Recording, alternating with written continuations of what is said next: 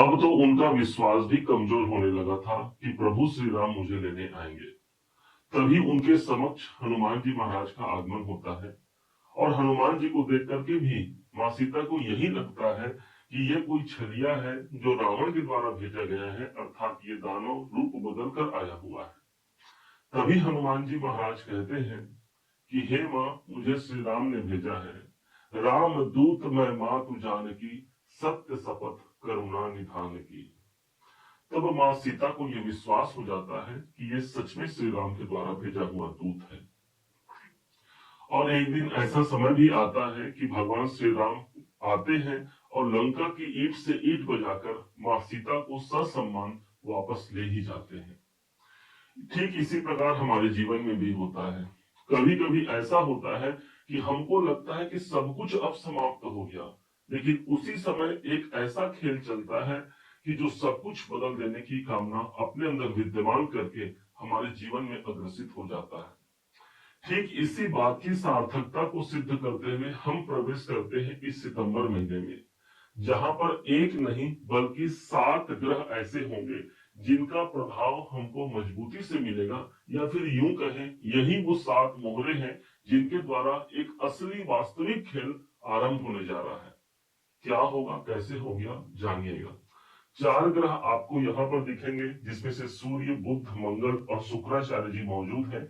तो वहीं पर 3 ग्रह इस चार्ट में मौजूद रहेंगे। कैसे यही सितंबर एक बड़े खेल की तैयारी कर रहा है, इसको आप जानिएगा। सूर्य और बुध का एक योग चल रहा है इस समय पर धनु राशि के ठीक भाग्य भाव पर। सूर्य अपने घर पर आए हैं। एक बात तो अच्छी बात हो गई कि उनको अपना साम्राज्य मिला, लेकिन वहां पर पहले से केतु देव विद्यमान थे जो कि सूर्य ग्रहण नाम का योग बना दिए। अर्थात भाग्य उन्नति का जो अवसर प्राप्त होते होते हो सकता है कि हम वहां पर रुक गए। अच्छी बात यह आती है कि 16 तारीख का डेट आता है, सूर्य और बुध दोनों ही ठीक नवम भाव केतु के स्थान को छोड़ करके प्रवेश कर जाते हैं हमारे दसम भाव पर। यहाँ पर सूर्य आ गए और बुध आ गए, और ये बुध आदित्य नाम का एक राजयोग मिल गया, और वो भी हमको केंद्र भाव पर, कैरियर के भाव पर। इसलिए कैरियर के हिसाब से एक अनुकूल वातावरण, एक अनुकूल परिस्थिति हमको प्राप्त होने जा रहा है 16 सितंबर से। सूर्य को हम गवर्नमेंट कहते हैं, तो जो लोग गवर्नमेंट से जुड़े हुए काम कर रहे हैं उनके लिए प्लस पॉइंट हो गया। या फिर आप गवर्नमेंट से जुड़ करके कोई काम करने चाह रहे हैं, या फिर सरकारी नौकरी से जुड़ने जा रहे हैं, या फिर राजनीति में आप काम करते हैं, तो सूर्य आपको दसम भाव पर ही मिल गया। आप कोई भी कार्य कर रहे हो, सूर्य के पास वो पोजीशन है ना कि जो पोजीशन तक, क्योंकि किंग है सूर्य। अब राजा जब हमारे कैरियर के घर पर आएगा, अर्थात कर्म क्षेत्र पर भी वही राजा का पद, वही शासन का पद हमको प्राप्त होना है। सूर्य हमारे दसम भाव पर उपस्थित रहेगा। सूर्य और बुध को हमने जाना। अब आइए चलते हैं अगले ग्रह मंगल की ओर। ठीक 13 सितंबर का डेट आता है, और मंगल जो कि अभी आपके कैरियर के घर पर चल रहे हैं, रहने को तो ये कैरियर के घर पर है, परंतु मंगल अपने परम शत्रु बुध की राशि पर उपस्थित है। अब यहाँ 13 सितंबर को यही मंगल एक घर आगे प्रवेश होकर के हमको मिल जाएंगे 11वें घर पर। मंगल का 11वें घर पर जाना एक अनुकूल योग होगा। कम से कम शत्रु की राशि को छोड़ करके सम शुक्र की राशि पर प्रवेश करेंगे। मंगल ही वो ग्रह है जो आपके 12वें घर के स्वामी है, और साथ ही साथ इनके पास पंचम भाव का आधिपत्य है। इनकम के घर पर जाना अर्थात लाभ के दायरे हमारे बढ़ने वाले हैं। हो सकता है कहीं से कार्य हमारा अवरोध हो रहा हो, कार्य में बारंबार रुकावट आ रहा हो, तो स्वयं सेनापति मंगल इनकम के भाव पर है। अर्थात लाभ प्राप्ति के लिए, अपनी इच्छाओं की पूर्ति के लिए एक सेनापति की भांति हम काम करते हैं, और उस मुकाम तक पहुंच जाते हैं जहां तक हमको पहुंचना है, क्योंकि मंगल ही वो ग्रह है जो हमारा ऊर्जा है, हमारा साहस है। यहां से ठीक इनकी 5वीं दृष्टि पड़ती है पंचम भाव पर। मतलब संतान से जुड़े हुए कार्य, शेयर मार्केट से जुड़े हुए कार्य, इस समय पर माइंड हमारा क्रिएटिव होता है, और नए सोच को लेकर के हम अपने जीवन पर आगे बढ़ते हैं। अगला परिवर्तन होता है जो चौथे मोहरे के रूप में आएंगे, वो है शुक्राचार्य। शुक्र की स्थिति इस समय पर अष्टम भाव पर शुक्र है। 8वां घर वो स्थान जो रुकावट और बाधा का स्थान है। अब यहां से शुक्र बाहर निकल रहे हैं और पहुंच जाएंगे भाग्य के घर पर। अर्थात जो हमारा धन या फिर हमारी प्रसन्नता जो रुकावट के स्थान पर है, वो अब मुक्त हो रहा है। और तारीख होगा ठीक 14 सितंबर को। शुक्र के पास जो आधिपत्य है ये आपके इनकम के स्वामी है, इसलिए धनु राशि के इनकम के स्वामी अभी तक हमको मिल रहे थे रुकावट के भाव पर। अब जब यही नवम भाव पर चले जाएंगे तो लाभ के दायरे यहाँ पर भी खुलेंगे, अर्थात एक शुभ वातावरण मुझे मेरे भाग्य उन्नति में दिखेगा। भाग्य भाव पर ही शुक्र देव मौजूद रहेंगे, परंतु यहाँ पर आकर के भी इनको कोई सहज महसूस नहीं होगा, कारण कि सूर्य के घर पर आएंगे, ऊपर से केतु पहले से वहां पर विद्यमान है, शुक्र और केतु का संयोग बन जाएगा। इस योग को कहेंगे शुक्र और केतु जब एक संग हमको नवम भाव पर मिल जाए, हाँ ये हो सकता है कि कुछ बाधाएं अभी भी हमारे जीवन पर व्याप्त रहेंगी, लेकिन वो बाधाएं हमको टेम्पररी प्राप्त होंगी, अंततः इनकम के रूप में जरूर प्राप्त होगा। केतु हमारा ब्रेकर है, रुकावट है, तो वहीं पर शुक्र कहता है मैं आपकी धन और संपत्ति हूं। तो कुछ ब्रेकर के पश्चात हमको वो फल प्राप्त हो सकता है जो हम धन लाभ या कोई अन्य इनकम को प्राप्त करना चाहते हैं। ऊपर से देखिएगा तो मंगल ऑलरेडी इनकम के भाव पर है, ओवरऑल देखा जाए तो एक संतुलन यहाँ पर बन पाएगा जहां पर हम अपनी कामनाओं को पूरा कर पाते हैं।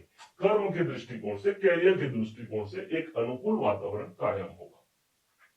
अब मुख्य पॉइंट पर आते हैं। 3 ग्रह जो आपको हमने बताया था कि इस चार्ट में आपको दिखेंगे। सबसे पहले धनु राशि के निकटतम जो ग्रह बनते हैं, क्योंकि आपके तीसरे घर पर राहु देव मौजूद है।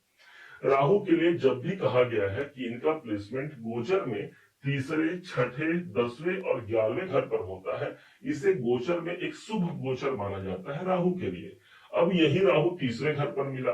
राहु का ये साम्राज्य है, हर 18 महीने में एक एक राशि को ये पार करते हुए 18 साल में ये पुनः फिर से आपके पराक्रम के घर पर आए हैं। राहु अभी अभी 2 सितंबर का डेट आता है और ये राहु अपने मृत अवस्था से बाहर भी निकल गए, अर्थात जो जो जो मेरे भाग्य उन्नति में मुझे काम चाहिए, जो मुझे इच्छाओं की पूर्ति में काम चाहिए, जो मेरे कैरियर की बढ़ोतरी में चाहिए, वो सब इस राहु के पास मौजूद है। राहु ही वो ग्रह है जो रातों रात व्यक्ति को बहुत अधिक ऊंचाइयों तक ले जा सकता है। अब ये राहु तीसरे भाव पर है, कोई एग्रीमेंट यहाँ हो सकता है। और अच्छा, इसका प्रभाव न सिर्फ सितंबर महीने बल्कि पूरे दिसंबर 2026 तक ये प्रभाव देंगे, इसलिए कोई महत्वपूर्ण एग्रीमेंट होने जा रहा है। भाग्य स्थान पर दृष्टि है, सप्तम भाव पर दृष्टि है, कोई बिजनेस, कोई कैरियर के लिए एक महत्वपूर्ण योग हम जो इंतजार कर रहे हैं इस राहु के पास हमको प्राप्त होता है। अगले ग्रह जो हमारे 6वें मोहरे होते हैं और वो है शनिदेव। शनि की स्थिति देखेंगे तो धनु राशि के ठीक चतुर्थ भाव पर है।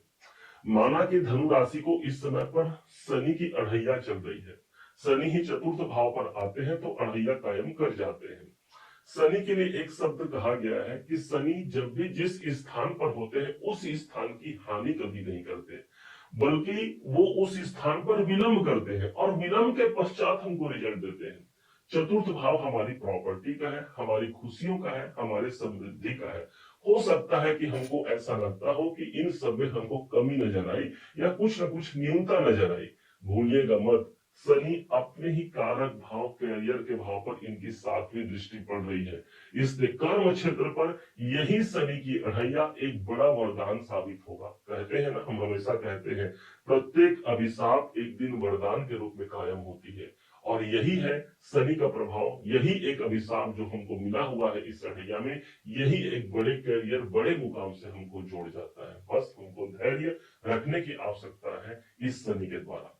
शनि ऑलरेडी अभी वक्री अवस्था पर चल रहे हैं। देखा जाए तो 5 महीने ये वक्री रहेंगे, 13 जुलाई से लेकर के 28 नवंबर तक ये वक्री रहेंगे। अब इस दरमियान देखा जाए तो जुलाई और अगस्त तो निकल गया, अब अक्टूबर और नवंबर को यदि लिया जाए तो बीच का महीना जो बचता है यही हमारे इस सितंबर का महीना है। मतलब जो इनको पुनर्मूल्यांकन करना था हमारे कर्मों का, वो सब शनिदेव ने कंप्लीट कर लिया। अब सितंबर ही वो महीना है जहां से ये अपना वास्तविक रिजल्ट देने चाहिए। अब आते हैं अंतिम ग्रह धनु राशि के अपने राशि के स्वामी देवगुरु बृहस्पति पर। बृहस्पति पर सभी को बड़ा आस होता है क्योंकि ये नैसर्गिक रूप से शुभ ग्रह होते हैं। इस समय पर ठीक ये चल रहे हैं 7वें घर पर, और इनकी जो 7वीं दृष्टि आ रही है वो स्वयं धनु राशि पर ही इनकी 7वीं दृष्टि मिल रही है। इसलिए हम कहेंगे ना कि इस केंद्र पर गुरु है, ऊपर से देव गुरु बृहस्पति पुनर्वसु नक्षत्र पर प्रवेश कर गए हैं, जो इनका स्वयं का नक्षत्र है। मतलब जहां जहां इनका प्रभाव जाएगा वो इस स्थान को स्ट्रेंथ मिल गया, मजबूती मिल गई। विवाह दाम्पत्य जीवन के लिए एक अनुकूल समय है। कोई विवाह की कामना को लिए हुए हैं, कामना पूर्ण हो सकती है। यहां से गुरु के पास जो दृष्टि है इनकम भाव पर, लाभ के दायरे बढ़ते हैं। इनकी दृष्टि, गुरु की दृष्टि स्वयं धनु राशि पर पड़ती है। कोई हेल्थ में प्रॉब्लम है उससे हम निजात पाते हैं। अनेक प्रकार के सौभाग्य की वृद्धि एक गुरुदेव के माध्यम से मिलती है और उसी की दृष्टि हमको स्वयं मिल रही है, अर्थात धनु राशि को मिल रही है। अब इस वीडियो को ज्यादा आगे नहीं बढ़ाते, इसको यहीं विराम देते हैं। उम्मीद है आप सबने इसे समझा, आप सबने इसे जाना है। यदि आपने इसे समझा है, जाना है, मेरे समझाने का प्रयास यदि आपको सार्थक लगा हो, मेरे समझाने का तरीका यदि आपको सार्थक लगा हो, तो हर बार की भांति इस बार भी अपना प्यार भरा लाइक और कमेंट करना कभी मत भूलिएगा। और हाँ, यदि अभी तक आपने चैनल को सब्सक्राइब नहीं किया है तो सब्सक्राइब जरूर कीजिएगा। पुनः एक बार फिर आप सभी का दिवस बहुत मंगलमय हो, इन्हीं शुभकामनाओं के साथ। जय श्री राम।